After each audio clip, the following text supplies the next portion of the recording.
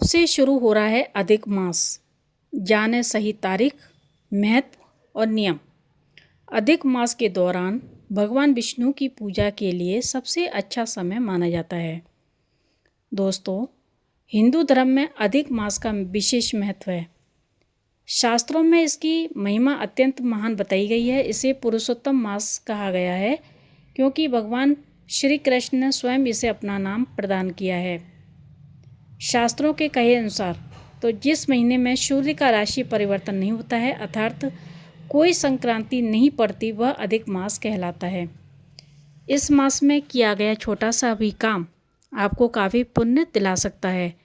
भगवान श्री कृष्ण ने मल मास में कहा है कि संसार में लोग मुझे पुरुषोत्तम कहते हैं, इसीलिए आज से तुम्हें भी पुरुषोत्तम मास कहा जाएगा और इस मास में किए गए श्रेष्ठ कार्य अनेक गुना फल देंगे। आइए जानते हैं अधिक मास कब से प्रारंभ हो रहा है और इसे पूरे मास किन कामों को करना चाहिए और किन कामों को नहीं करना चाहिए। बता दें कि अधिक मास के दौरान विवाह, यज्ञ, देव प्रतिष्ठा, मुंडन संस्कार, गृह प्रवेश, भूमि खरीदना, संपत्ति का विक्रय, नई गाड़ी खरीदना या अन्य शुभ मांगलिक कार्य करने की मनाही होती है। इस दौरान जाप तप करने का विशेष महत्व होता है।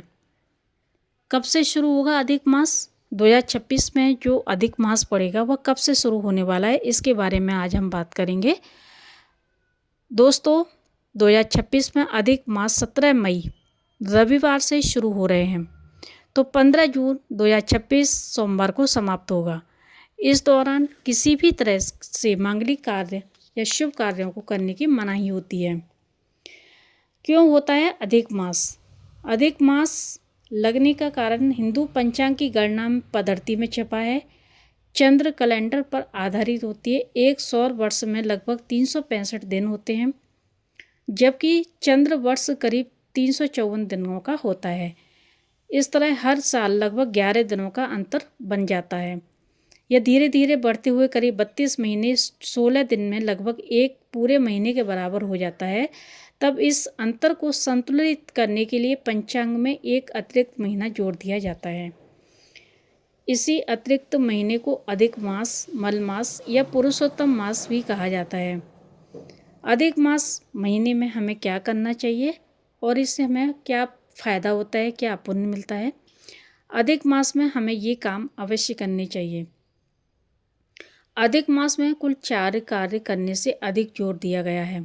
पहला है दान करना, दूसरा है व्रत करना, जप करना, दीपदान करना। शास्त्रों के अनुसार इस मास में ये करने से करोड़ों गुना फल प्राप्त होता है। इसलिए अपनी योग्यता के अनुसार अन्न दान करना चाहिए, वस्त्र दान करना चाहिए, सेवा सहित अन्य शुभ कार्यों में धन को खर्च करें। इससे आपका यश बढ़ेगा और सुख समृद्धि की प्राप्ति होगी। अधिक मास के दौरान दीपदान करना बहुत ही शुभ माना जाता है। मान्यता है कि इस मास दीपदान करने से जीवन का अज्ञान दूर होता है और ज्ञान का प्रकाश प्राप्त होता है। साथ ही जीवन में सकारात्मक ऊर्जा की बढ़ोतरी होती है। इसीलिए अधिक मास के दौरान सुबह या शाम के समय मंदिर में जाकर के दीपदान अवश्य करें। अगर आप मंदिर नहीं जा सकते हैं तो घर पर ही तुलसी के पौधे या बेलपत्र के समक्ष दीपक जलाएं। इसे बहुत शुभ माना जाता है। मल मास के दौरान कथाओं को सुनना फिर उनका पाठ करना काफ़ी लाभकारी माना जाता है। इसीलिए इस माह में श्रीमद् भागवत कथा, भागवत गीता, शिव पुराण, गणेश पुराण या फिर अन्य पवित्र ग्रंथों का पाठ सुनना करना बहुत ही शुभ माना जाता है। इससे आपके सभी पापों का नाश हो सकता है। अगर अधिक मास के दौरान मंदिर अवश्य जाना चाहिए, इससे शुभ फलों की प्राप्ति होती है। इस मास में किया गया हर शुभ कार्य अधिक फल देता है। साल भर की साधना और अधिक मास की साधना में विशेष अंतर बताया गया है।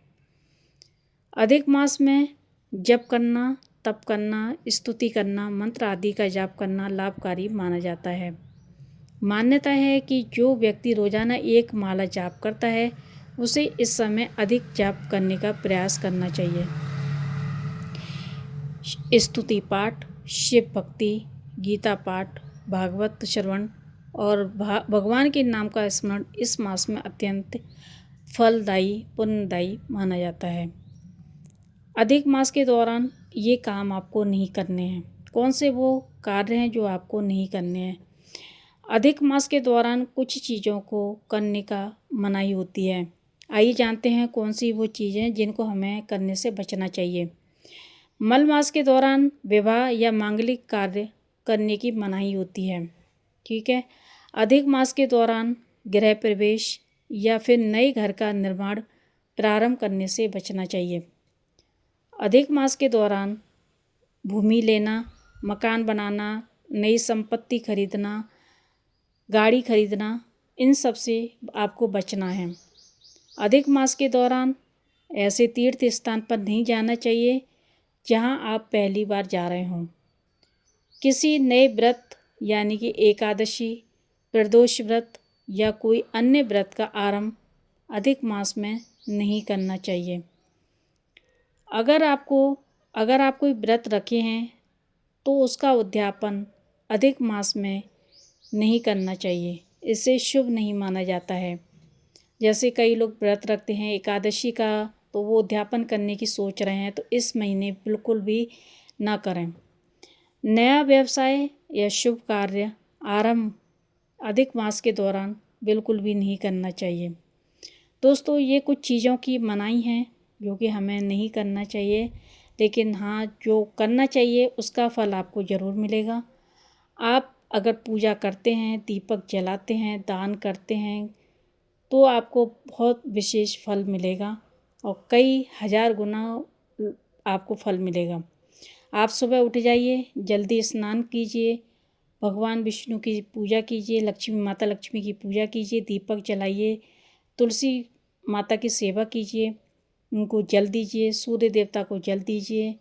और ऐसे जो श्लोक वगैरह होते हैं, भगवत गीता का पाठ आपको ज़रूर करना है।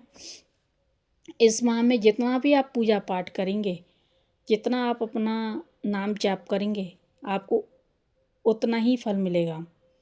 क्योंकि अधिक मास में ज़्यादातर लोग, कई जगह आपने देखा होगा, मंदिरों में काफ़ी पूजा पाठ चल रही होती है, घर में लोग विशेष पूजा करते हैं और साथ ही भंडारा भी कराते हैं। जगह जगह भंडारे लगे होते हैं। लोग इस माह में न जाने क्या क्या काम करते हैं, क्योंकि उनको आगे जाकर के बहुत ही ज़्यादा फल मिलता है। ये कुल मिलाकर इसको कहते हैं कि ये पूजा पाठ करने वाला पूरा पवित्र महीना माना जाता है, जो कि भगवान विष्णु को अति प्रिय है। उन्होंने ये अपना इस महीने का जो नाम है वो अपना नाम दिया है पुरुषोत्तम मास। पुरुषोत्तम मास का मतलब होता है जो पुरुषोत्तम भगवान है, उनका नाम भी यही है। उन्होंने अपना नाम दिया है इस माह को। तो हमें क्या करना है? सिर्फ हमें पूजा पाठ करनी है, नाम जाप करना है, सुबह जल्दी उठना है, ब्रह्म मुहूर्त में उठ करके हमें भगवान की जो माला होती है उसमें नाम जाप करना है, मंदिरों के दर्शन करके आने हैं, मंदिरों में जाना है, दर्शन कर कर आना है, दीपक जलाकर ज़रूर आना है। तो दोस्तों, मैंने आपको बता दिया है ये 17 मई से शुरू हो रहा है मल मास और 15 जून को समाप्त होगा। यानी कि 17 मई 2026 से तो ये शुरू हो रहा है और 15 जून 2026 को समाप्त होगा। इस पूरे महीने की अवधि में कोई भी आपको शादी, गृह प्रवेश या मांगलिक कार्य नहीं करने हैं। ठीक है। महत्वपूर्ण जानकारी आपको बता देती हूँ मैं। इसकी शुरुआत होगी 17 मई, समाप्ति होगी 15 जून। अवधि जो है इसकी ज्येष्ठ माह का अधिक मास होगा, जिससे इस वर्ष हिंदू कैलेंडर में 12 की जगह 13 महीने होंगे। हमें क्या करना है? इस समय भगवान विष्णु की पूजा करनी है, कथा करनी है, दान करना है और जप करना है। सबसे उत्तम माना जाता है। क्या नहीं करना है आपको? एक बार फिर से बता देती हूँ। आपको विवाह नहीं करना है, मुंडन नहीं करना है, गृह प्रवेश नहीं करना है या कोई भी नया कार्य या नई गाड़ी वगैरह आपको नहीं लेनी है। ठीक है। तो यह जो पवित्र महीना है, साल में हर 3 साल में एक बार आता है। ठीक है। ये 3 साल बाद आता है। इसे अच्छे से आप एंजॉय कीजिए, भगवान का अधिक से अधिक नाम जाप कीजिए और खूब मन लगा कर के पूजा पाठ कीजिए, तो आपको पूरी साल का फल इस महीने में मिलने वाला है। जी हाँ दोस्तों, अधिक मास में जो भी विशेष पूजा होती है, जैसे हम जितना भी नाम जाप करेंगे तो हमें उसका पूरा का पूरा फल मिलेगा। तो आपको दोस्तों मेरी जानकारी कैसी लगी, कमेंट करके मुझे ज़रूर बताएं और जय तुलसी माता ज़रूर लिखें। राधे राधे।